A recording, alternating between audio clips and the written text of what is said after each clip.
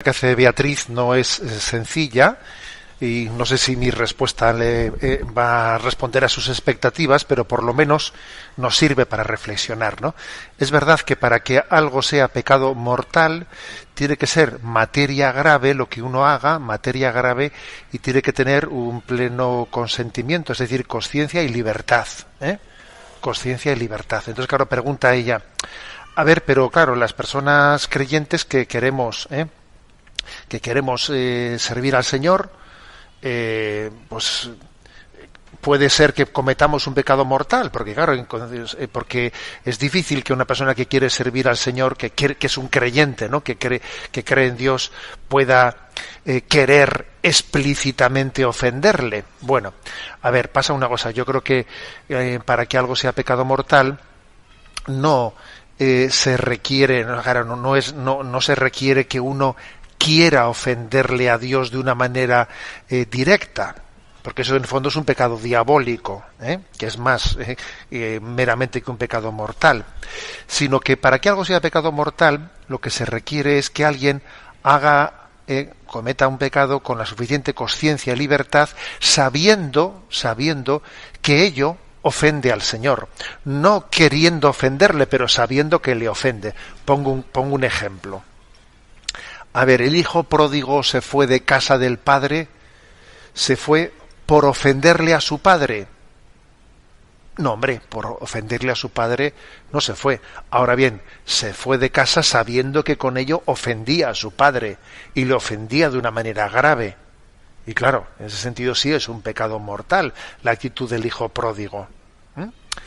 Pero entendedme, o sea, es que irse de casa por ofender a su padre sería un pecado diabólico, que claro, que no lo cometemos generalmente, o sea, que el hombre difícilmente comete ese pecado con una soberbia frente a Dios, queriendo ofender a Dios. Bueno, entonces, ahora es verdad que entendiendo esto, ¿no? Que el pecado mortal es cuando alguien con plena conciencia y libertad, ¿no? Conciencia y libertad hace algo sabiendo que eso que hace le ofende a Dios. Claro, pues por ejemplo dice ella, en un ataque de ira no es tan fácil que la conciencia sea plena, porque el ataque de ira precisamente se caracteriza por una falta de dominio de nosotros mismos, etcétera, ¿no? O sea, la plena consciencia y libertad, el pleno consentimiento, para entendernos, no es tan fácil, ¿no? Darlo por supuesto, y esto por cierto es el motivo por el que no debemos de juzgar a los demás. Incluso hacia nosotros mismos, pues muchas veces podemos tener una duda de si hemos tenido una plena consciencia o consentimiento o no en algo, y podemos tener una duda de si realmente ha existido un pecado mortal o ha sido un pecado venial. En realidad yo creo que tampoco hay que armarse un lío dentro de nosotros. Esto ha sido mortal, esto ha sido venial.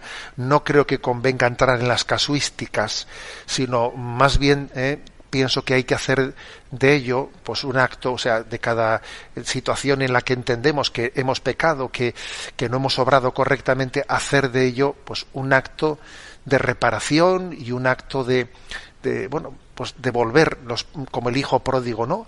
Volver a casa. Dios sabrá qué grado de consentimiento hemos tenido o no hemos tenido, esto por respecto a la primera parte de la pregunta. En segundo lugar, pues Beatriz preguntaba qué pasa en el caso de las personas que que no son practicantes o incluso no son creyentes, y entonces claro, al no ser creyentes, entonces su posibilidad de ofender a Dios conscientemente pues parece que no existe. Entonces, ¿qué pasa? ¿Que esas personas no pueden pecar mortalmente? Bueno, en ese caso, para ellas, ¿no? El pecado mortal consistirá en haber obrado consciente y libremente contra lo que su conciencia les dictaba, y si ha sido en materia grave y han obrado, consciente y libremente, han tenido un consentimiento pleno sobre hacer algo indebido contra lo que su conciencia les dictaba, pues por egoísmo, por placer, por lo que sea, pues obviamente sí pueden cometer un pecado mortal. Pero aunque ellos no sean plenamente conscientes de que el pecado mortal en el fondo es un ofender a Dios, ellos, pues la referencia al no creer en Dios o no ser conscientes de la relación personal que Él tiene con nosotros, será su conciencia pues el punto de referencia, ¿no?, para poder pues juzgar la gravedad de sus pecados.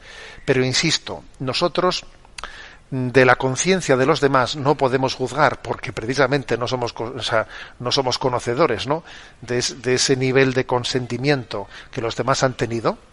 Y de nosotros mismos no nos es tan fácil juzgarlo. Somos unos deficientes jueces de nosotros mismos, ¿no? Por eso San Agustín, con mucha sabiduría, dice: mira, tú sé tu juez de ti mismo. No seas tu abogado defensor. Y entonces, si tú eres tu propio juez, si tú haces de fiscal, entonces Dios será tu abogado defensor. Pero como tú hagas de abogado defensor de ti mismo, entonces Dios será tu juez, tu fiscal. Eso dice San Agustín, que es un crack este hombre, ¿no? Dice eso: tú sé exigente contigo mismo y misericordioso con los demás. Nada de estar juzgando a los demás con dureza y luego a ti mismo manga ancha. No, al revés. Tú sé exigente contigo mismo y misericordioso con los demás. Es una máxima maravillosa que diría San Agustín: tú sé tu propio juez y Dios será tu abogado. No vaya a ser que por ser abogado, defensor de ti mismo, entonces Dios sea tu juez, ¿no? Bueno, creo que es el espíritu con el que hay que afrontar esta pregunta. No en plan de preocuparnos demasiado por la casuística, que es mortal, que es venial. A ver, lo que nos tiene que importar es no ofender el corazón de Cristo, darle alegrías al corazón de Cristo, darle alegrías.